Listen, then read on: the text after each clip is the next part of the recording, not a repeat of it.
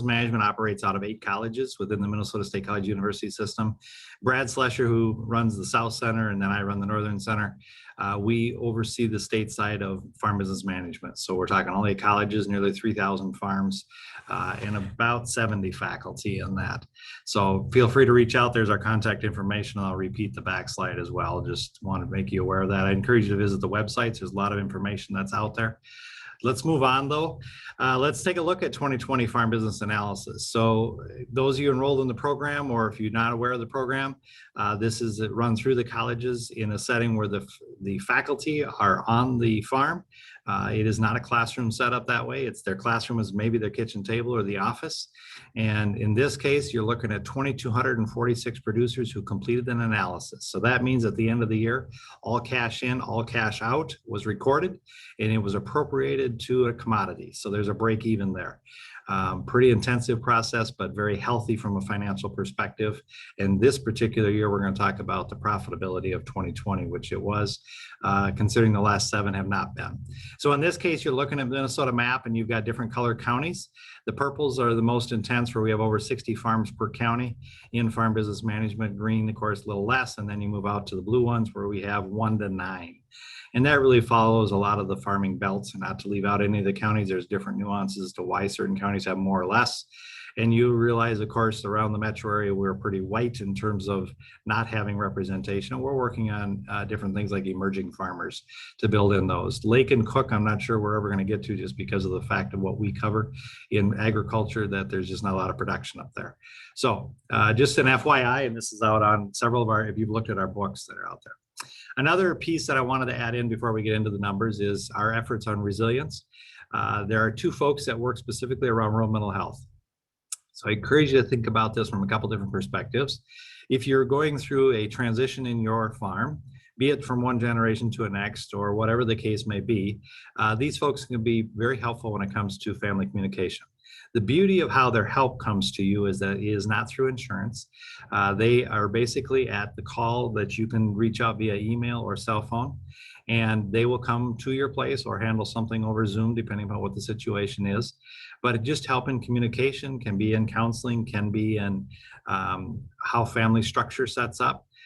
There's no insurance, as I mentioned earlier, so this saves a lot of paperwork. But feel free to reach out to these individuals in just a lot of cases. Even just a phone call sometimes, just to check yourself, I think is a very healthy piece to think about. But be aware that they operate through the Centers of Excellence with the support of the Minnesota Department of Ag, and we appreciate Minnesota Milk support as well, because they are funded through the legislature, which just helps a lot of us in terms of reach out. They also can do group meetings, so work with them individually as that fits your needs when you bring producers together. All right, so let's start to look at some of the numbers. First of all, we look at a farm. Now, this is all farms averaging about $826,000 in the greater community. You, I would assume, recognize as your own farm, you are a catalyst to economic growth and production within your region. And this just kind of lays out the different pieces of where farmers spend that. And so the ideal in a dairy situation, the more dairy farms are around smaller rural towns, the healthier that economy is going to be.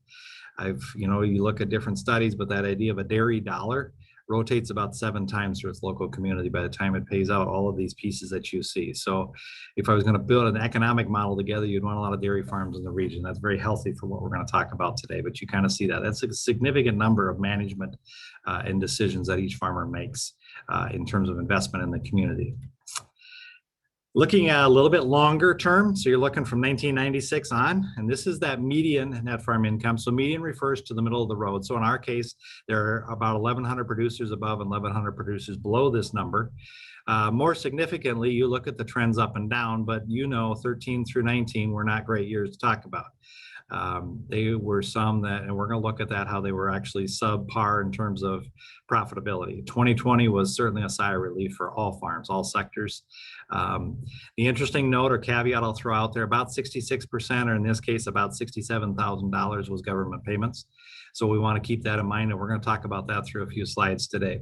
Right, wrong, or otherwise, everybody in America, I believe, received some sort of federal subsidy, and so farmers were no different.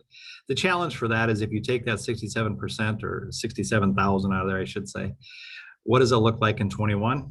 That's a number that you've got to kind of manage. Now we know CFAP 3, and I think they're using a different acronym for it, but that has come out. That has helped crop producers. There's some help, I think, on beef. Dairy, there really is not a lot in that one. So in 21 right now, we're not looking at a lot of bump on that. And we're going to break that number down, or I am, into the dairy as far as hundredweights and per cow. But nevertheless, profitability was there in 2020. Now, net farm income can lead us to different ways, and I always get concerned about selling it to the consumer side or telling that number because it seems like a lot of money. Net farm simply refers to we take the gross receipts, take out the expenses of the farm, and that's what you got left.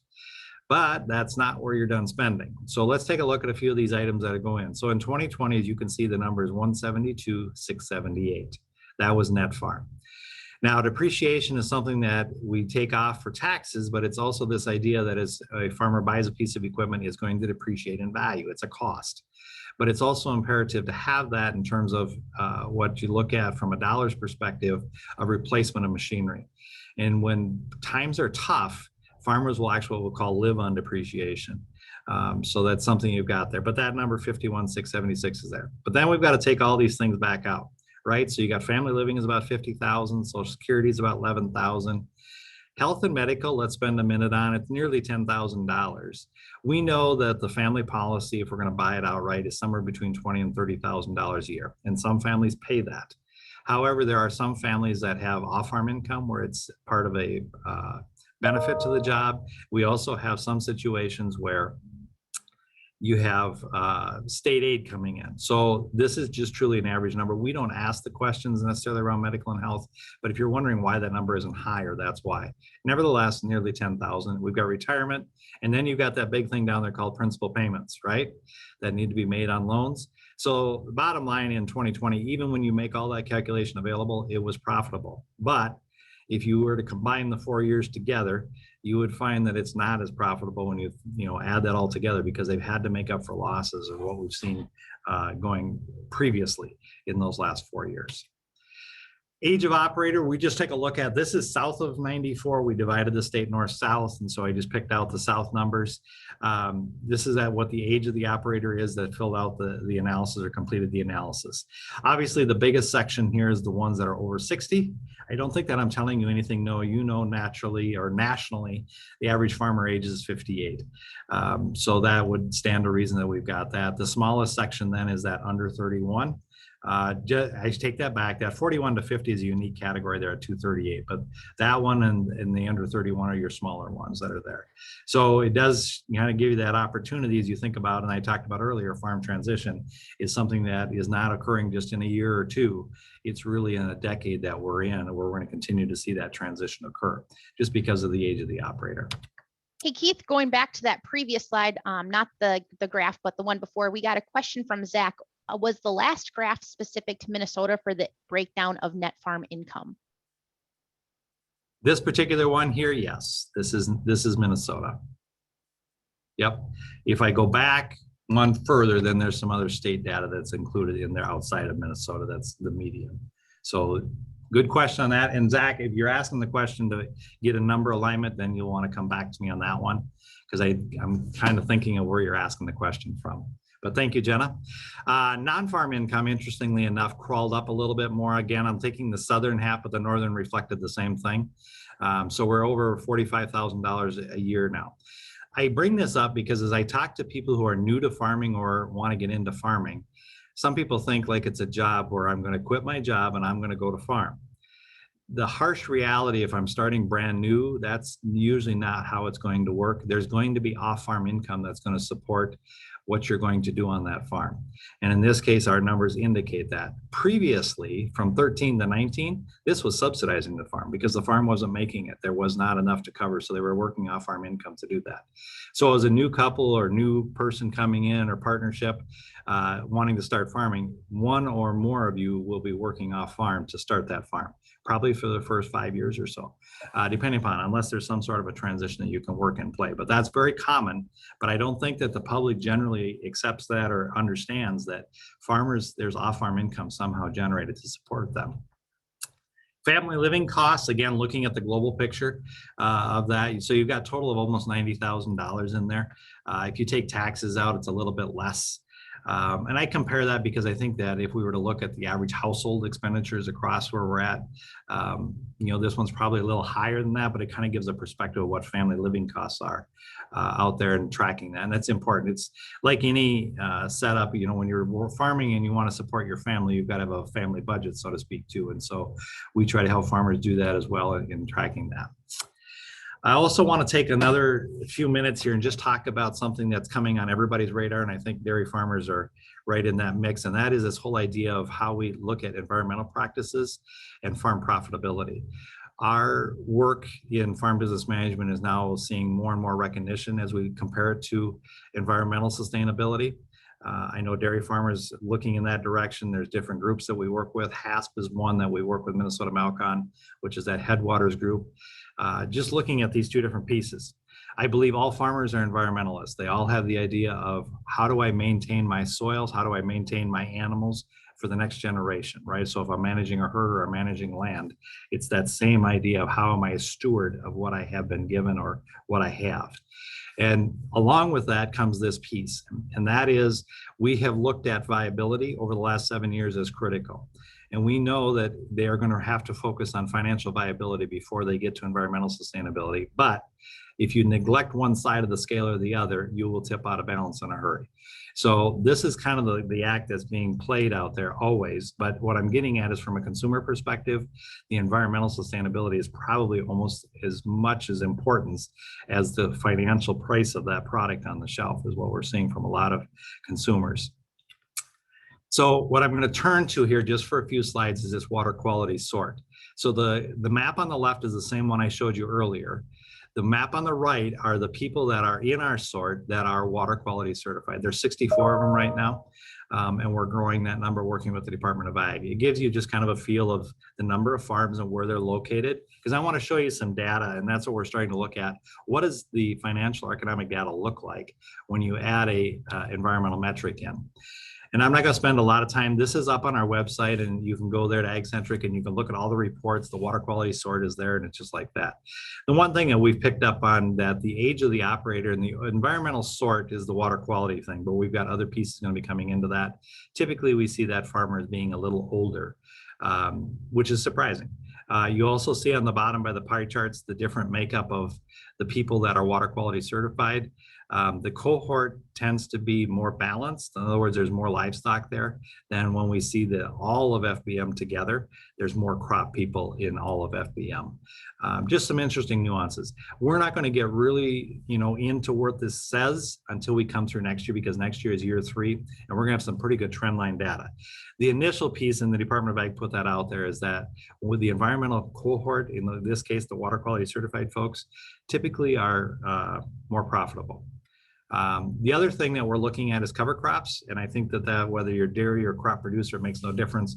That seems to be just out there, and it's kind of a buzz term, but at the same time, there's some real benefits to what we can be doing here. So what you're seeing up top, first of all, is just the selected costs from the environmental cohort from 19 and 20 across the board, right? And if you look at those, the seed, fertilizer, and chemical are actually outperforming the average, right? Fuel is a little different, and we can get into why that is. But then we go the other side on that chart below, and it looks at the actual cover crop expenses. Now, keep in mind, there are very small numbers in this sort, and we're growing those, but it's our first starting to look at what are the economics of cover crops. Remember, cover crops, from my perspective, are not something that pay you cash the immediate year after you put them in. They build soil over time, and therefore will repay the farm over time. And that's really what we're looking at, because if you look at the numbers, they don't look real encouraging. But I'm going to do a comparison here for the dairy folks about robotics and what they look like 10 years ago as well. So again, I kind of wanted to just put that out there as what we're looking at. And I think as dairy farmers, you're probably in that same realm of what am I doing environmentally and how does it affect my farm profitability? And again, see the sort out on AgCentric.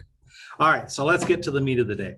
And that is this whole idea, what does the dairy sector look like from what's there?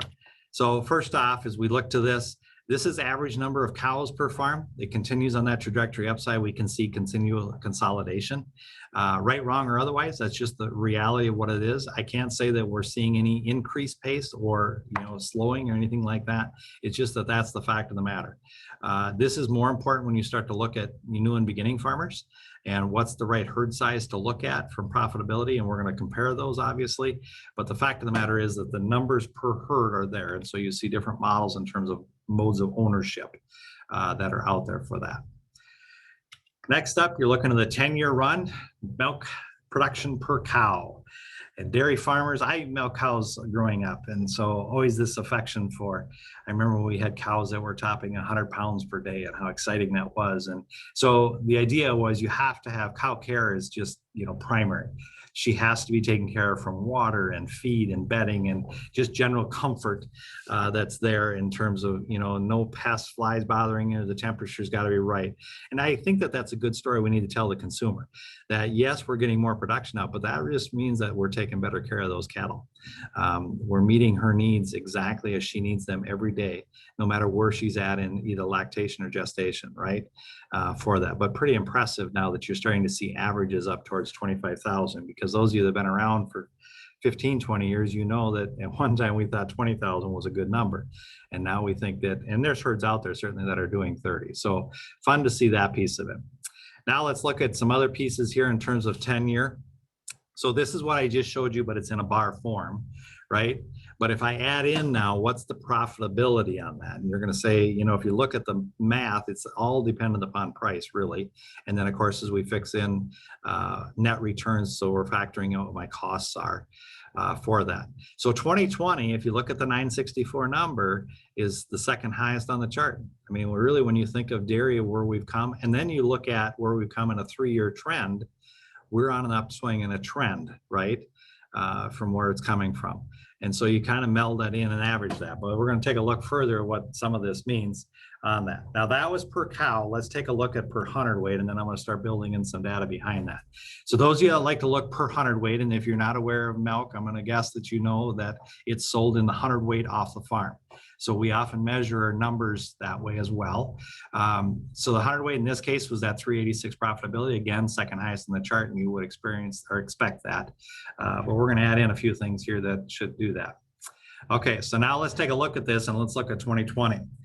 The government payments were 227 per hundredweight. So if we were to take them out, as we anticipate 2021 will look like, you're $1.59, all things remaining equal. So now it looked like if we didn't have the government payments that we received to bail things out, and I don't need to go through the whole COVID piece of what we had a year ago, but we would have actually been down in price from 2019, and gets us right back to that whole idea that I'm just making enough money to get by on that one. So a little nuance in terms of the 386 and how good it looks, whereas the 526 in 2014 was really authentic. It was not necessarily subsidized by government. Okay. Now I'm going to jump back a little bit. I'm back to per cow. So I got to keep you with me. I don't want to lose you, but I want to kind of share with historically. So you're looking at a 20-year run, right, on these net returns. So you see 2009 was absolutely the worst at a negative 210. And then you see now the 964. Take a look at this line. This is, I think, to me, when I see this, it's concerning to me. Now, it's not a true trend line, but it's an average. And as you look to it, a trend line wouldn't look a whole lot different. So as a farmer, number one, I need to realize that I'm roughly making the same money I made in 2001 on a per cow basis. And on a consumer basis, we got a big story to tell, because we are basically maintaining profitability, if you can say it that way. But I'm doing it by managing my cattle, my machinery, all my inputs, everything around that cow, I have to manage to maintain that. Normally in any situation, if I was sitting in a business board meeting for a business, right, I want that income has got to climb, right, to overcome inflation and those things. And we don't see that here. We see that price per cow or profitability isn't reflected in that. And so kudos off to dairy farmers as they come through all of these cycles. The other thing, if I were to go pre-2009, as I've mentioned before, we were not nearly as volatile as what we're experiencing post-2009. I mean, if you look at the up and down swings, it's significant yes, there's more profitability in the up years, but there's also some dire losses. You think about what 16, 17, and 18 offered in the dairy sector. But I want to keep that longevity piece in mind because that's important to look at. Again, on the per cow basis, if I take government payments, and I got to thank Nate Converse for throwing this out there. He put this data together on the government payments, but it was $566 per cow. So if I remove that, I would have been down at $398. And from my experience, if we can keep profitability per cow at about $500 per cow, that's a place where a farmer usually can remain financially viable and bring themselves forward in terms of making sure their equipment is updated and those pieces. So we would have been below that without the government payments. But it gives you perspective of the influence of the COVID funds that came out this past year on that. All right, so now we're going to look at just pay price again. And I'm going to do this the same way. When you think if you have a commodity to sell, you would always think that that commodity is always going to keep up with inflationary costs, right? At least at 2 or 3% gain for that. But again, if I throw a 10-year average, just 10 years, right? You're looking at 1904. And if you look at that again, maybe not a true trend line, but that average price that's out there is pretty flat, which again, okay, on one side as a farmer, it's like, boy, that's really discouraging because I've got to keep making up 2 to 3% every year that inflation keeps taking away because any supply or part or product that they've got to purchase for inputs is escalating at those cost levels. And now I've got to overcome that because my pay price isn't changing. So again, when it comes to management, I really respect dairy farmers in terms of their management ability to always overcome that and keep that putting it into context. Okay, so now let's take a look at what the breakdown are, and I broke these into some 3-year. This is going to be more of a summary piece of it, and I'll cover some of it. So there you're looking at feed costs, and this is per hundredweight. So again, that 100 pounds, what is it there in terms of that? And you'll see the feed costs rose slightly over that time frame. The direct costs then come into, there's a myriad of different veterinary breeding. The feed gets coupled into that, and then we're going to add in the overhead, which now we get into all the factors. We'll have labor in this, and we're going to have interest in this. And then there's the depreciation piece as it goes up in terms of that on that.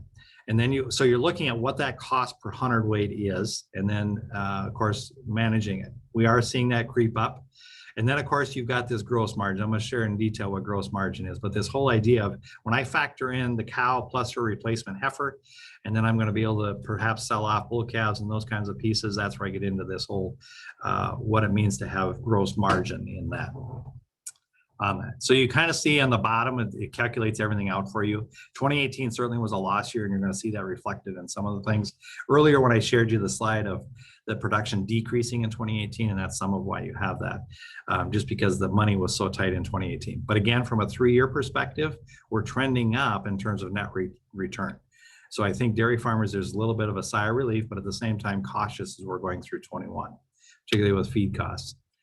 All right, so let's take a different look here in terms of what's going on. This is the flip side of it. So if I put these 3 together, you're looking at the front bar really is what that net return is on that. And you'll see that 772 number as it relates there.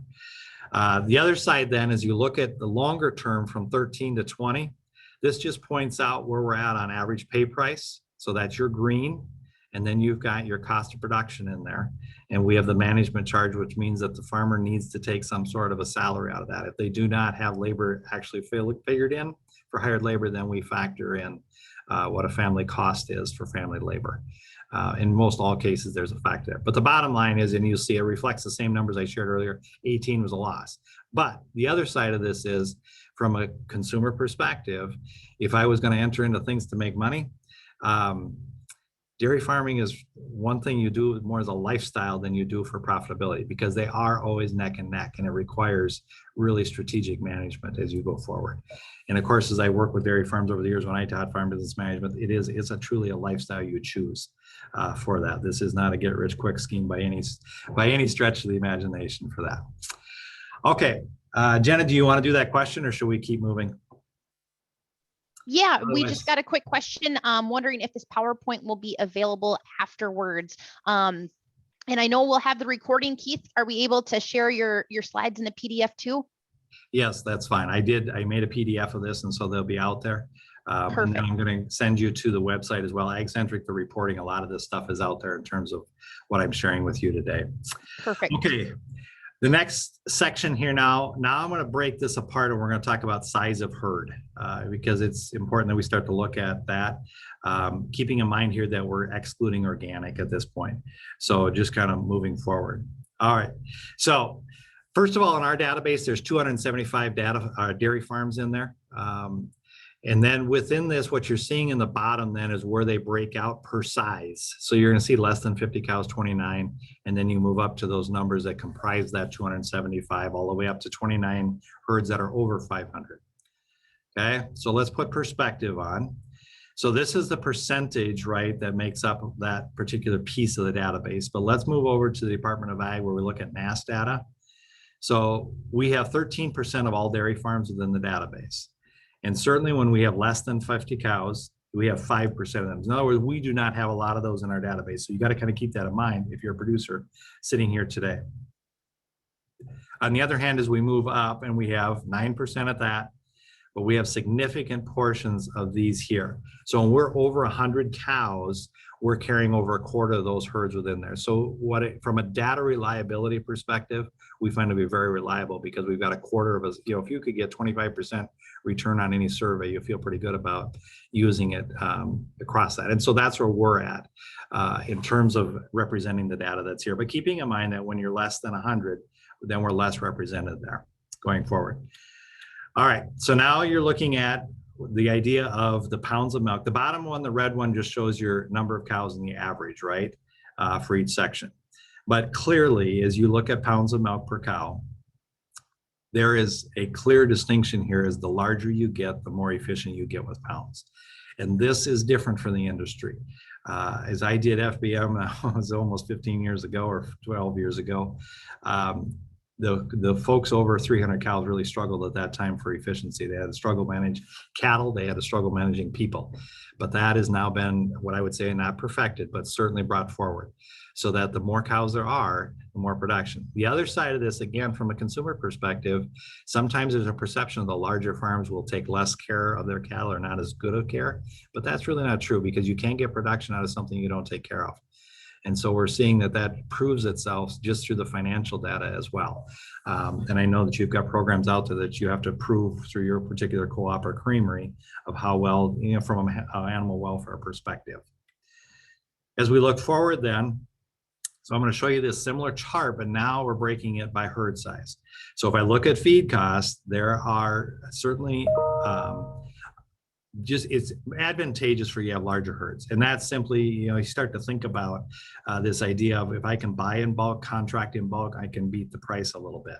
And it moves down pretty significantly as you move across the spectrum. Maybe not as much from the 2 to the over 500, but certainly from the 50 over to the 500. Again, as we look to direct and overhead coming in, you'll see some of those plateau a little bit more. And, you think about where they're at for costs. It's interesting. Direct and overhead, the actual, when you culminate those together, that 50 to 100 is at 1651, which is actually beating them. But let's keep moving forward and let's start talking about where we add in labor. Because in the lower herds, then there's more family labor attributed or trying to make income off of that versus hired labor in the larger herds for them. And so this is interesting. And I presented a few years ago to Minnesota Milk, and one of the dairy producers at the time I thought made a pretty interesting piece. And that is, if I'm going to be in dairy and I got to be competitive, I got to know what the most efficient is. Well, you can see right here that 1710 was your most competitive last year. And so it's one of those markers or benchmarks that whether I have 50, 100 cows or 200 cows, I still have to look at what my competitor is like, right? And I have to be able to figure out how do I match or beat my competitor. In this case, it's that 1710 was the most efficient. And then we go from here and start to look at this gross margin thing, which I'll throw up a slide here now so you'll see what that actually is in definition. That one plateaus a little bit, but it still plays out there. And that is that idea of what I've got to recoup totally from that. So this takes those numbers and puts them a little different. And that is the idea of just line item, put them in line item. So you kind of see that, and you're going to see the over 500 herds, again, at that most competitive advantage from a 1710 break even. Labor breaks a little differently in terms of how, this is what I've been talking about. So on a less than 100 cows, you've got more family labor attributed. And so in some cases, there's actually cash being pulled out of the operation for the family, or it's just the case of what the opportunity cost is for that operator to be doing something else. And that's where you come up with this labor and management charge, which is by far less when you move into that. And then you start to see the total hired labor. And again, we're talking per hundredweight, so you kind of put perspective on. Relatively pretty flat, but you do see some advantages in terms of labor costs at that 50 to 200. Now, that goes against what we're looking at in terms of total profitability of the operation or per cow basis. But it's important that we always manage and look at labor for that. And again, as you're managing your own operations, is what's unique about FBM is our faculty take these types of numbers, put them in a breakdown of what we call a rankum sheet, and ranks them out against your competitors anonymously. So if you're trying to manage your labor costs, you can see where you fit in then to the state or to your region. And that goes along with any of the other cases that we've shared here.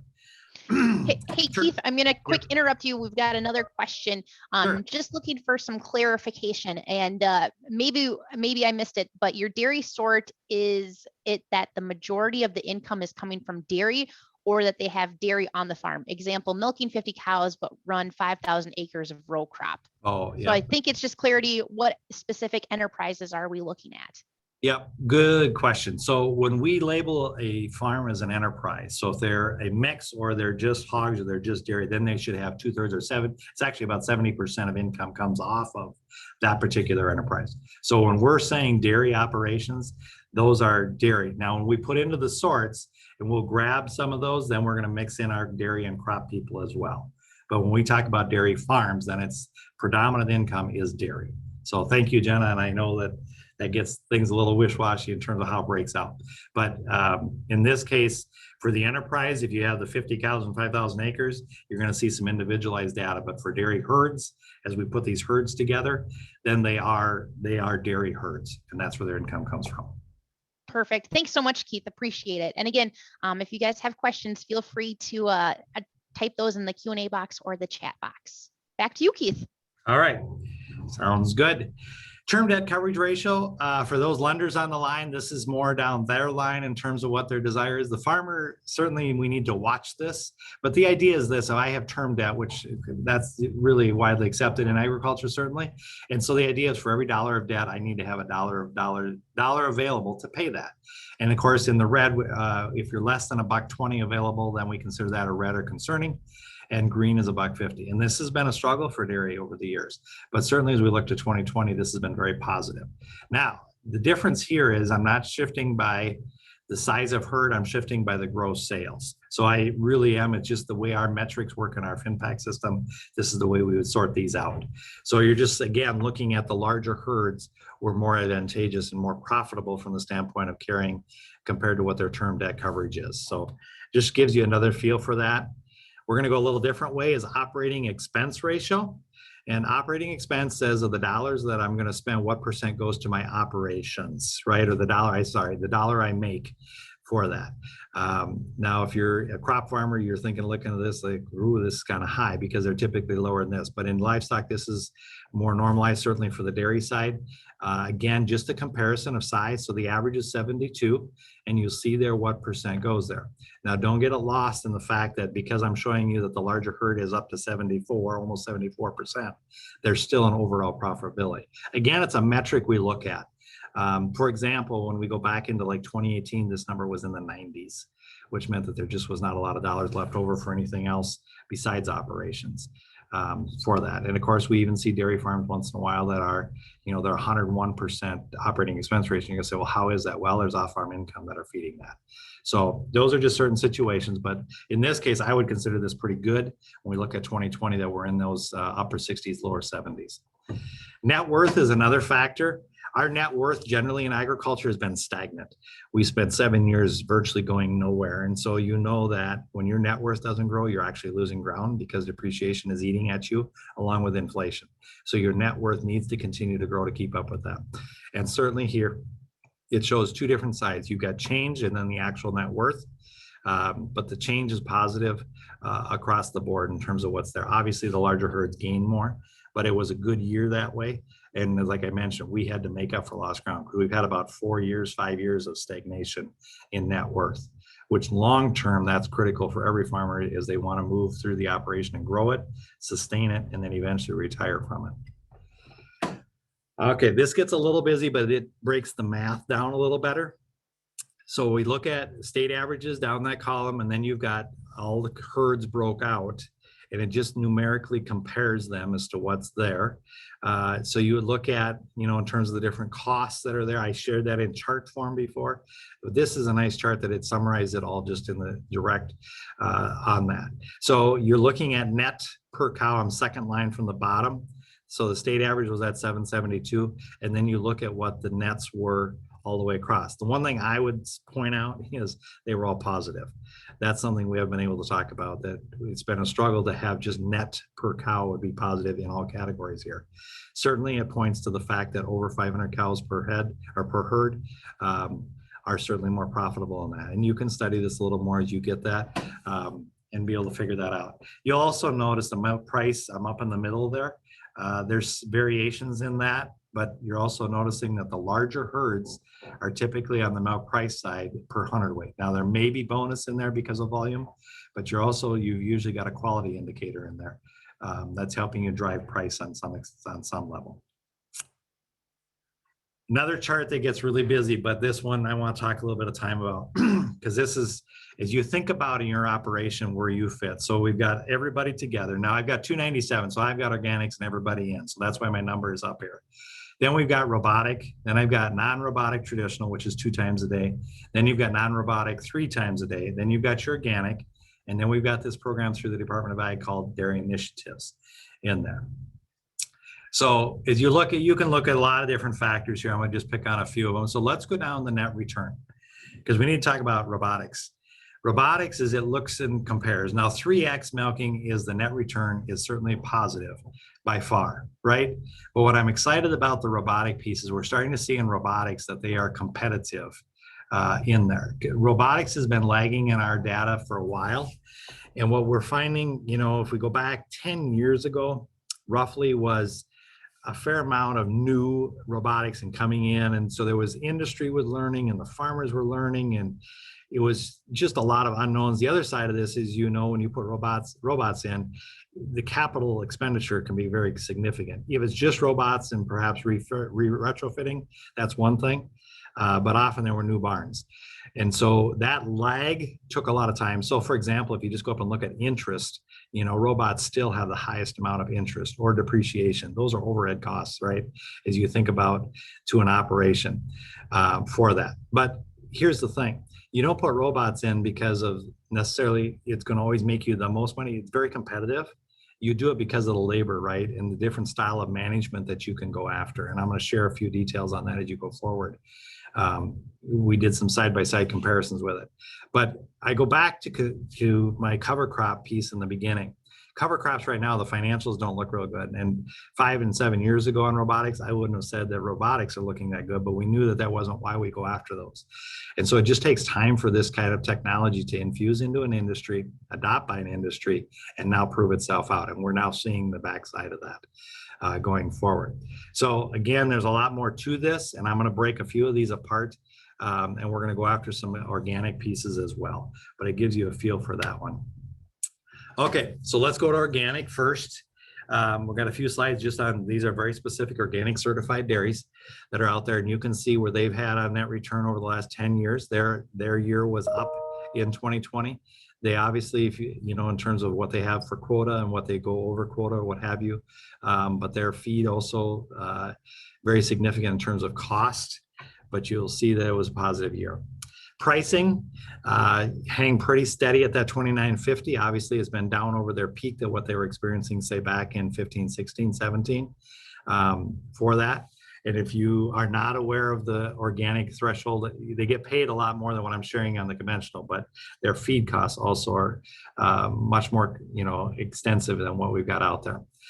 Here's one interesting piece from, again, think about from a consumer perspective, because they ideally, if they were desiring more of a smaller farm, right, you're looking at 95 cows per herd is what the average is. Now, granted, there's some that are in the hundreds that are out there, and then there's some that are a lot smaller. But that's some appeal from a public perspective of where you see some of the organics. Again, it's a choice of lifestyle of how you're going to operate your farm and move through that transition period if you're going to go from conventional over.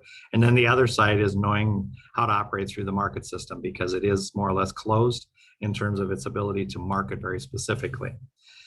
One thing you will see as compared here, remember I shared with you on the earlier slides, it was 25,000 was the average pounds per cow, or 24.9, and here it's 14.1. So there's a significant difference in the amount of production that you're going to get out of organic. So you've got lower production, but you've got higher price.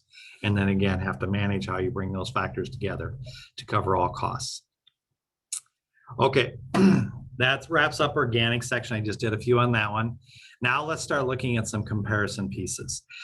So this is more of a special sort piece put together. So you're looking at robotics, and then you got the 2X, the 3X. The final column over is really taking 3X versus robotic. And what's the difference, right? In terms of now milk per cow, the 3X is still making it fit. But notice on feed costs, you've got some difference there. And then as you go down, you begin to see that vet is less. You've got breeding is less. Supplies are less, which is another category that we watched over time on that one. Repairs continue to be a little higher on the robotics. I think that that's better than where we've been. But here's the big one. You need to go to labor. Look at your labor cost difference. And this is long-term. So if you're thinking strategic planning 10 and 20 years forward in the dairy industry, you know, and we hear all the time how labor is the issue, a major issue, right? Not the issue, but a major issue. What does it look like in your operation? Because this is not something to take lightly in terms of capital investment to move to robots, but they're certainly driving the industry in terms of what they offer out there. And now that we're seeing economics that really look at their viability, it's good. Depreciation is still there in terms of higher than 3X. So it gives that idea. And then the other thing I'd point out down below, the FTE. So we look at a full-time equivalent employee. You are much more efficient from a production standpoint because you're using robots or machines versus labor. So interesting things to look at. It's not something we sit and advocate that this is where you have to go, but I do think as you think strategic plan on your dairy farm, you know, and it's not something you look at in the next 12 to 36 months, but what does it look like long-term for what's out there?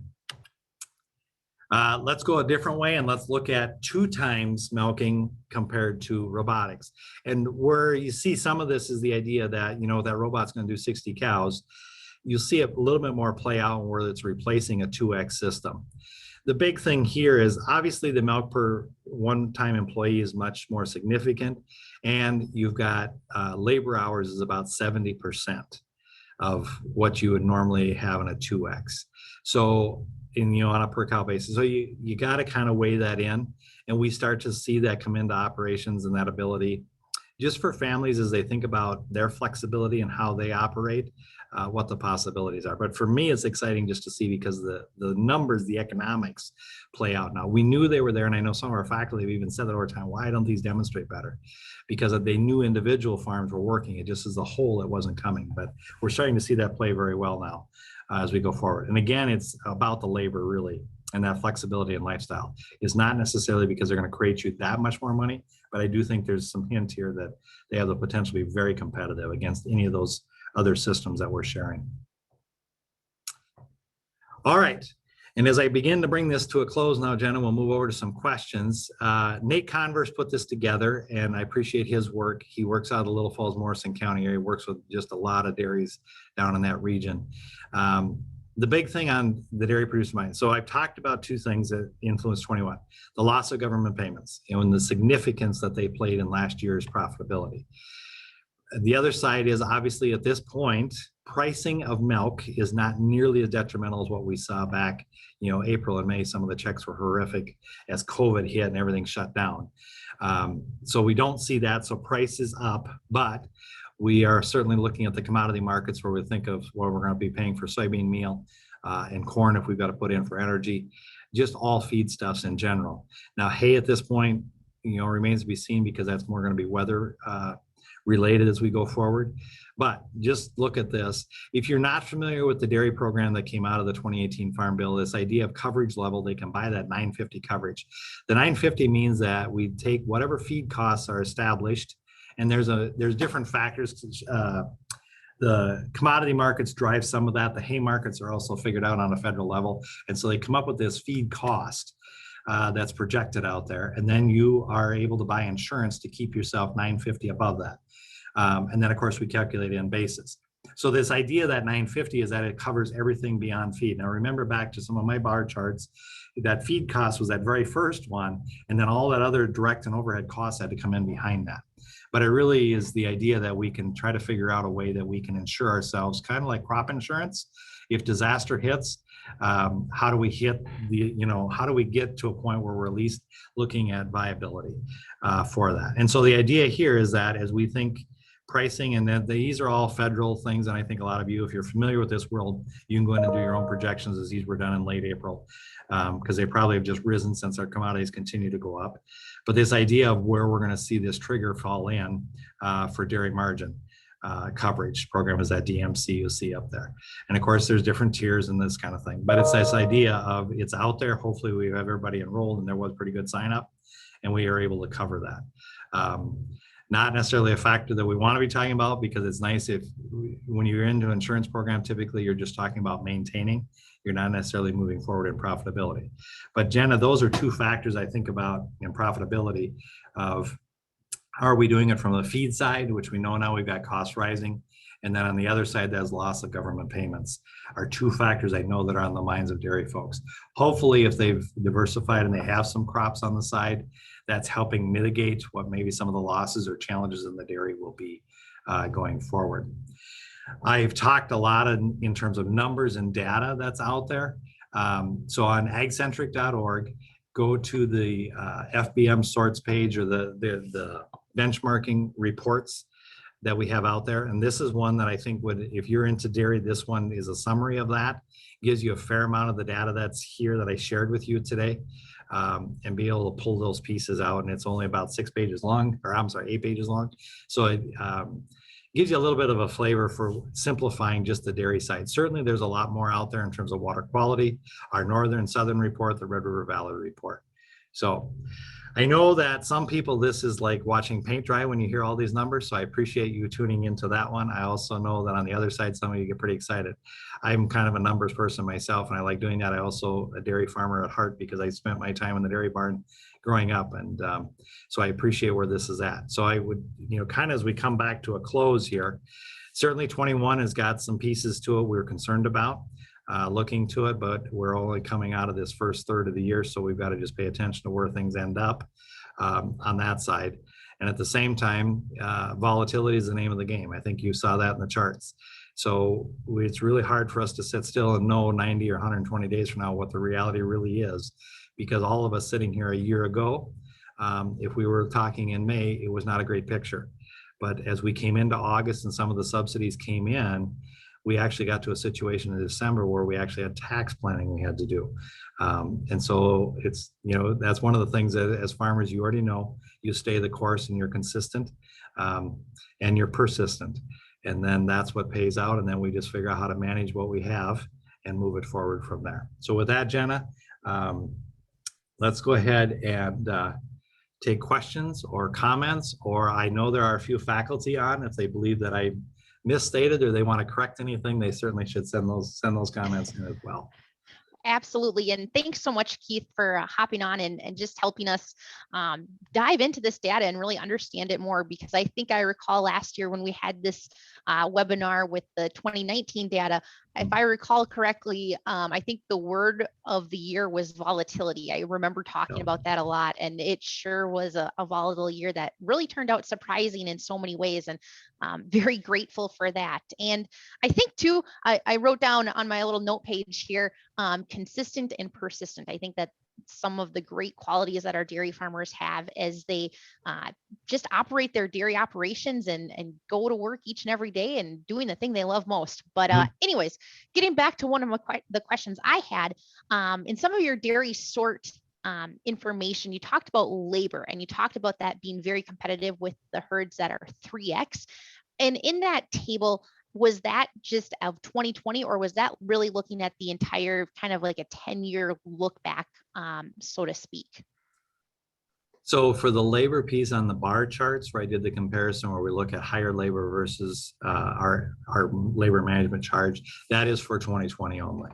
And looking at that. And so that's a great question. You look at that, it's a management factor always of what is the year based on that. And then as you meet with faculty, they can take you and then do a trend, be it 3-year or 10-year, but probably it makes sense in the 3-year run. And I know as I get to labor specifically, we're looking at access to labor, even be if it's migrant labor or what have you. And then the other side is, I know farmers are really up against it because wages are really rising on the minimum side. As we watch just general businesses around that don't require a degree and yet offering very competitive salary. And so that's why I go to, not that I'm pushing robots, it's just, but I know that people are thinking more that direction because labor is first and foremost on not just dairy farmers, but a lot of different industry folks. Oh, absolutely. And just in our rural communities, the help wanted signs that you see, it's all over there. So I think that is definitely any small business owners, one of their main priorities. And again, if anyone has questions on the line, please don't be afraid to either raise your hand. We can see if you raise your hand and we can try to promote you to a panelist if you want to ask live, or you can use the chat and the Q&A box as well. One question I have too, going back to the beginning, kind of about cover crops. We get more and more involved with that as time goes on. I know my dad, he's really involved in a project where he is from, and I think he might be in one of the farms in the southwest part of the state, who knows. But anyways, it's kind of, it's fun to see how that has really changed over the few years. And I loved your comment that in the next 10 years, you know, even robots, they didn't start out looking so great. And I think as we learn more and more about how to use cover crops, and for each farm, there's unique applications, it's really going to be exciting. And back to my question, I guess, about cover crops. Are there any, like, do you have anecdotal evidence of, hey, this is the reason why this cover crop is planted? Is it all for water quality? Is it soil erosion? Is it just, you know, a soil compaction? Like there is no secret sauce, I'm guessing, but are you guys collecting any of that data as you assess the cover crop use? So in each of our studies, we have companion partners, usually larger academic institutions, or even private industry partners that are looking at really the environmental aspect. So one of the things, you know, I'll use this quote about this live root in the ground. If we can have a landscape that has a live root year round, so if you've got a fall seeded cover crop, you know, that basically is alive, if you will, through our winter. And just to build the health of that and to maintain, there's a couple different ways. In lighter soils, you help maintain or hold the nitrates for the next year, right? You build organic matter in that. But on the other side, then, if you're in heavier soils, if you've got live root in the ground, it's a better method by which you're going to use water, diffuse water. So it helps alleviate some of the, I would say, pooling. And you can kind of tell that maybe from what you see on your lawn, right? You don't see a lot of water pool on your lawn because that live root is there. So there's that side of it. The other side that I know in some of the research, and this is our problem, is some of this is 3 and 5 years in. Some farmers have been doing it longer, and I realize that, but not collectively. And that is the idea of the actual soil health, or the tilth, right, of that soil, in maintaining organic matter, if we can keep that live root there year round. And integrate that with a corn soybean rotation, or what have you, you know, to be able to do that. But anything we can do that. There's other things too, obviously, like the wind erosion, the water erosion certainly is affected. I don't know that those are, in some cases, they're primary, you know, if you've got highly erodible land or something like that. But it's this idea of how do I keep the live root and build soil health over the long haul to build organic matter, so I get that crop to self-feed it's, you know, to be a self-feeding crop. And certainly there's those options that are out there now. We're looking at how do you use, maybe it's a legume or even some of the brassicas to help feed some of the crop that's there, right? But on their side, and I say that there's always a partner, we do the metrics of the economics because that's what we're best at. And we calculate that in with the cost. So if it's a corn crop, you know, whatever the cover crop seed cost was, we add that in, the cost of the fuel or the pass, if that's the case on that one. And then on the other side, there's another set of metrics that we really do on the environmental side to prove out its value. Again, not something you do in 1 year. It takes a period of time to get that improvement up. Absolutely. It's always continuous improvement and continuous learning, I think, too. And I see we have another question in the Q&A box. And has the number of dairy farms participating in FBM increased in recent years with legislative support? Yeah, so that's a good question. The 2246 number that we have, that's the highest number of analysis we've completed since 2011. So we're at a 10-year high on that. We've also added now in the last, I think we're up to about 5 years, we've added about 12 faculty, and then continue to look at areas where we have expansion going on. So yes, there's growth, certainly on where we're coming on that analysis side in what we're offering. COVID has challenged us some. We've done like one credit stuff where we have group pieces, and that obviously 2020 hasn't been as good at that. But our analysis, like I said, faculty did a fabulous job at getting us to a 10-year high on analysis, even coming through COVID. Well, hats off to all the faculty members for working with those challenges and being flexible to see an increase overall. I think that's something definitely worth celebrating. So good job, team. If I had like more emojis, I would like use those right now, but I'll give you some thumbs up for the meantime. And I guess we are almost closing up on the hour, so we'll wait just a few more seconds if there are any lingering questions. But Keith, I definitely want to just thank you and appreciate your time and just joining us and really kind of telling us the story of where we were in the last year and really making it easy to digest and understand. So thank you for that. And again, to everyone who's registered, we will send out this recording after it gets converted, and we'll send some slides, and we'll definitely also include the resources that Keith mentioned earlier, specifically the data sorts that are available on AgCentric's site. So with that, I'm not seeing any other questions come in. So thank you again for your time. Oh wait, maybe just kidding. One last one. So we've got one more question. And with same-sex semen, are we in a push the cows to their limit and then sell because we know that their replacement is only 2 years away? So looking at heifer replacements, it looks like. Yeah, there's a lot of different pieces going on within the industry in terms of how they're supporting, crossbred. I know that that's occurring in some cases, and being able to do that. The other side, I don't know that we're seeing burnout any faster. That was probably more something you saw when we used BST, which we can no longer do in that. So I would say no. The other, in terms of burnout, I'm a little, I don't want to use that phrase, Jenna, but I'm from a farmer perspective, I think it's management of that animal when she's doing well and in her prime as they move older. For that. The other side is when you've got a cow in good production, is not the idea that we're going to just burn them out over time. There's a lot of costs involved when you're just trying to raise them through and burn them out. There's a lot of advantages to a herd, particularly the smaller herds when they have got good genetics to sell. So you have heifers available for that. So I would not say that we've got any farmer out there that's just viewing it from the standpoint of let's just process them because we know we've got them coming through as quick as we can. That may be a short-term strategy, but for a long-term viable business in dairy, that's not a winning strategy. Thanks for your thoughts on that, Keith. Appreciate it. And with that, again, I don't see any other questions. So thank you so much for your time today. We appreciate it. And thank you for all of our participants online. So with that, have a great day, everybody. All right. Thank you, everyone. Bye.